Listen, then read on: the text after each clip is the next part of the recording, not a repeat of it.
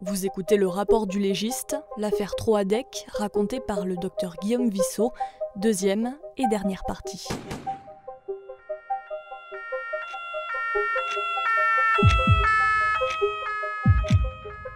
Précédemment, après 2 jours de recherche dans la ferme d'Ubercaouissin, qui a avoué le meurtre des 4 membres de la famille Troadec, des centaines de fragments de corps ont été découverts et placés sous scellés.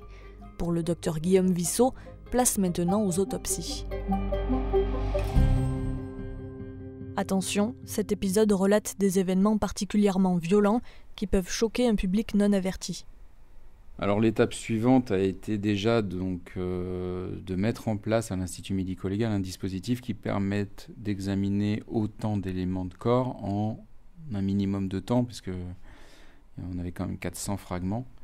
Donc on a continué sur le principe de l'identification de victimes de catastrophe et on a monté ce qu'on appelle une chaîne d'identification au sein de l'Institut médico-légal avec effectivement un parcours des scellés depuis les zones de stockage jusqu'à des nouvelles zones de stockage post-autopsie, on va dire, de telle façon qu'on puisse examiner les scellés à la suite sans les mélanger. On a mis en branle la totalité des personnels de l'Institut avec les personnels aides-soignants qui ont eu comme charge vraiment, pour une partie, la traçabilité depuis les zones de stockage initiales jusqu'à la salle d'autopsie, une autre partie qui aidait le médecin dans la salle d'autopsie et enfin une autre partie des aides-soignants qui, eux, s'assuraient de la traçabilité après remise sous scellé par les enquêteurs. On avait les internes qui nous ont aidés à faire notamment le secrétariat, c'est-à-dire la prise de notes au cours des différents examens.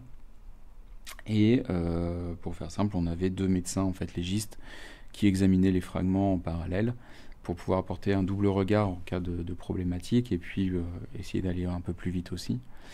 Et tout ça a été chapeauté par les enquêteurs de la police judiciaire qui, eux, refaisaient les scellés et s'assuraient qu'il n'y ait pas de problématique de traçabilité. Il nous a fallu 48 heures déjà pour moi me reposer et puis pour permettre à tout le monde de se préparer et qu'on puisse dérouler ça de manière la plus fluide possible. Et c'est ce qui s'est passé puisqu'on a réussi en 36 heures de temps à passer les 400 éléments corporels devant nos yeux pour pouvoir les examiner et établir, faire des prélèvements pour l'analyse microscopique, anatomopathologique, et puis l'analyse toxicologique pour compléter tout ça. Et au final, quand on a reçu les résultats, donc, on a pu ainsi établir que les 4 ADN ont été retrouvés. Donc on avait l'identification des 4 corps, ce qui nous a déjà soulagés. On a pu aussi établir comment la fille de la famille est décédée, puisqu'on a retrouvé des éléments en microscopie qui nous permettent d'établir qu'elle avait fait une embolie gazeuse sur des morceaux de poumon, qui était importante. Et on a pu aussi établir un délai d'agonie de plusieurs heures. Donc ça, c'était un élément qui était important pour nous permettre de dater à peu près, enfin en tout cas à la lumière des déclarations, de voir le processus qui avait été fait et si ce qu'il déclarait était vrai, c'est-à-dire en gros est-ce que après l'avoir tapée elle est morte tout de suite ou est-ce qu'en fait il l'a tapée et puis elle est morte plusieurs heures après, ce qui fait qu'il aurait pu éventuellement porter secours, etc. Enfin toutes les questions après qui en découlent.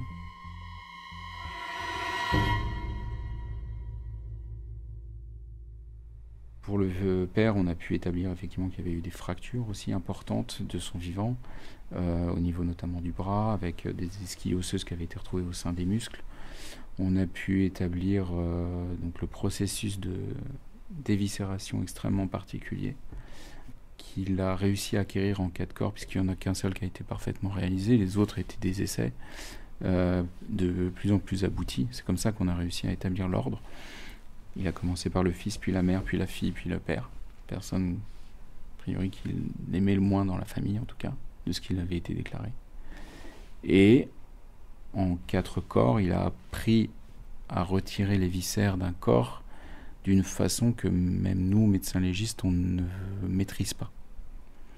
Du coup, quand j'ai vu ce processus d'identification, moi, mon but, c'est de comprendre pourquoi et comment il a fait ça. Donc il a fallu que je replonge dans les livres dans les mois qui ont suivi pour essayer de comprendre, savoir si il a trouvé cette façon de faire dans son esprit, ou est-ce qu'il avait des éléments médicaux, paramédicaux ou voire médico-légaux qui lui permettent d'extrapoler une technique qu'il aurait vue dans un livre. Et à ma connaissance, et en tout cas dans la littérature, il n'y a aucun pays ou à aucun endroit n'est décrit cette façon d'éviscérer. Donc c'est quelque chose qu'il a créé, qu'il a inventé, et en analysant, on se rend compte que le but n'était pas de retirer les viscères, mais était de retirer l'os, le squelette. Et donc c'est comme ça qu'il a éviscéré, mais ça semble assez compliqué.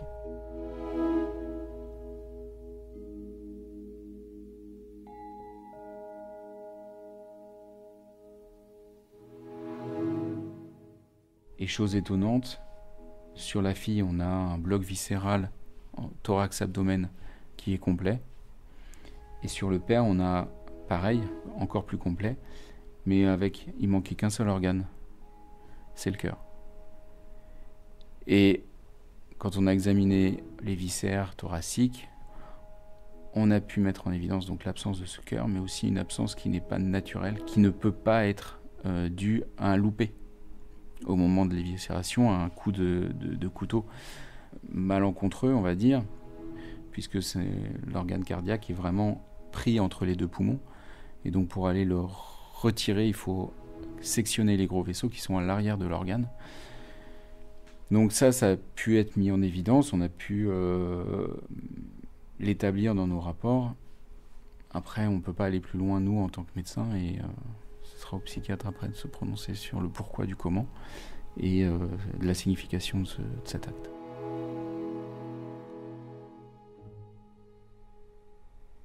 Alors, sur la mère et sur le fils, on a une fragmentation du corps qui est trop importante, ce qui fait qu'on n'a pas pu déjà établir de cause réelle au décès, évidente au décès en tout cas, et on a pu aussi conclure à la fin des 2 jours d'autopsie qu'effectivement les corps avaient bien été écorchés, puisqu'on n'a aucun élément de peau qui a été retrouvé dans les différents éléments qu'on a pu examiner.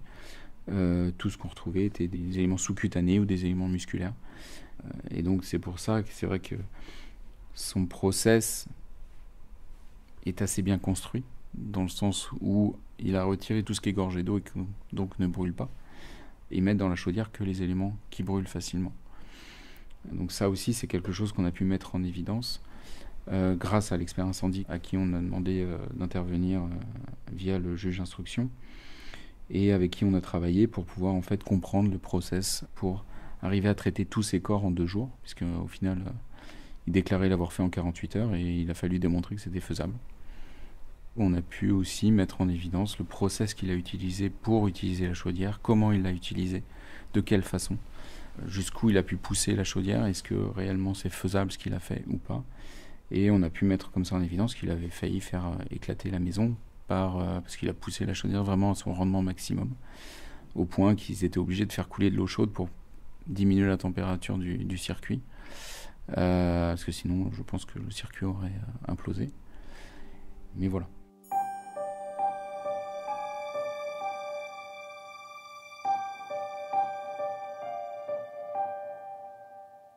Sur le plan de l'anthropologie, on a pu travailler. Alors j'ai eu la chance de travailler directement avec l'anthropologue pendant les 6 mois qui ont suivi, puisque là ça a duré.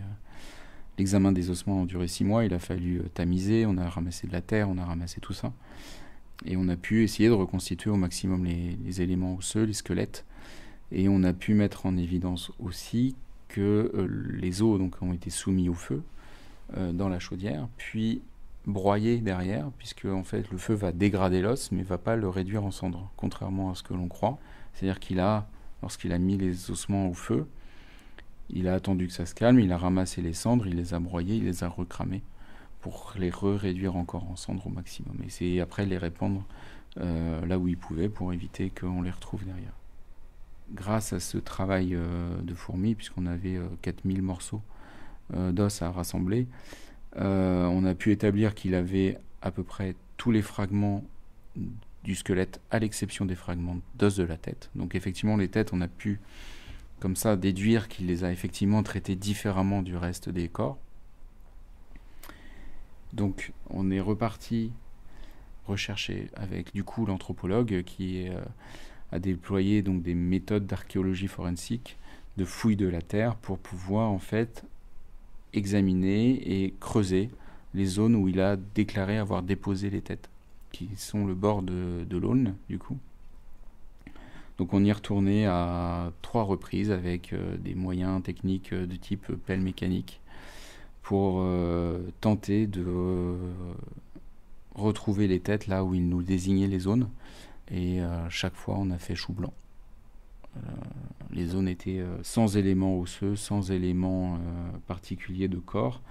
Et on est à peu près sûr que c'est pas quelque chose qui serait parti dans la rivière, puisqu'on a retrouvé sur les zones où on a cherché, on a retrouvé des chaussettes, on a retrouvé des éléments qui sont beaucoup plus légers que 4 têtes, et donc qui auraient dû partir avec le courant.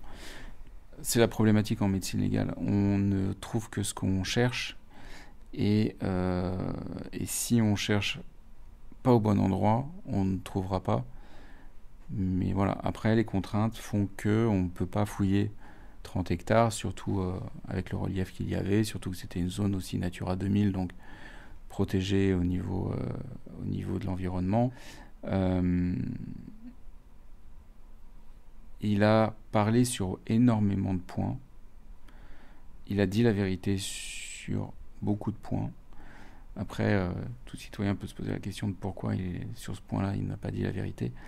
Mais nous, en tant que techniciens criminalistiques, on reste sur la preuve, on reste sur le fait, et donc nous, à notre niveau, tout ce qu'on peut dire, c'est que les têtes ne sont pas là où on a cherché.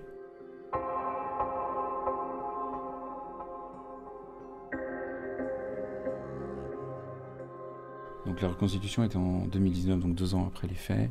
Elle était dans la maison à Orvaux et pas sur place, puisque sur place il y avait moins d'intérêt.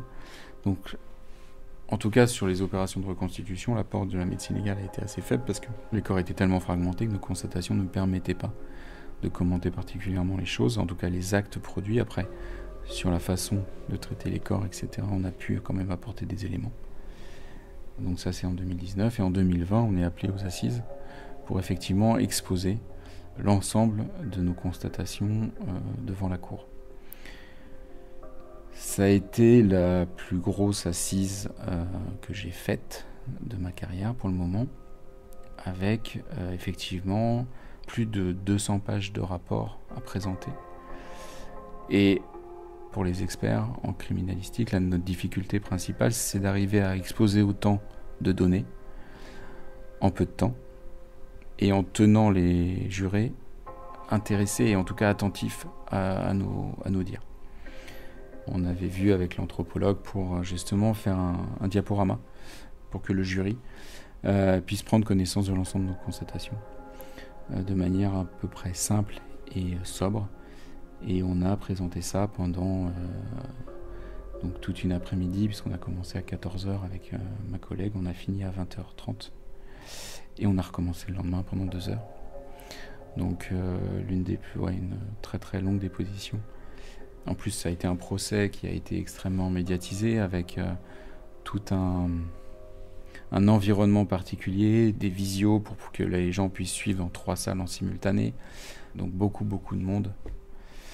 Et donc je me suis retrouvé dans la fosse au lion, directement injecté dans ce monde des assises et à devoir exposer l'ensemble de mes constatations.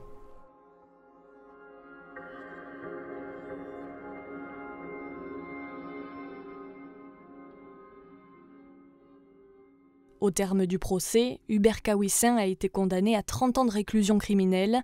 Il a été reconnu coupable du quadruple meurtre de la famille Troadec et d'atteinte à l'intégrité des cadavres. La cour d'assises a retenu l'altération du discernement de l'accusé au moment des faits. Sa compagne Lydie a quant à elle écopé de 3 ans de prison, dont 2 fermes pour modification de scènes de crime et recel de cadavres.